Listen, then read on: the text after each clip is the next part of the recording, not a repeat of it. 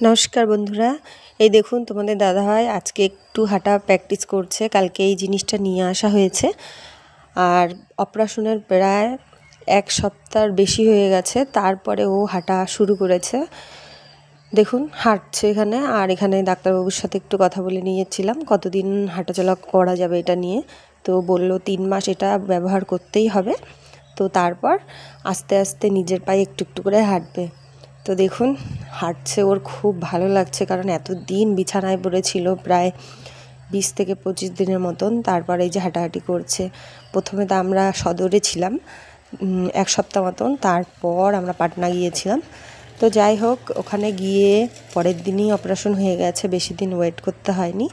তারপর এই যে আস্তে আস্তে সুস্থ হয়ে উঠেছে। এতদিন পর বিছানার থেকে উঠে যে হাঁটাহাঁটি করছে, ফিলিংসটা খুব ভালো পাচ্ছে, কারণ শুয়ে থাকতে থাকতে পিঠি ব্যথা হয়ে গেছিলো। তো বাকি আপডেট পরে দেবো। টাটা, সবাই ভালো থাকবেন।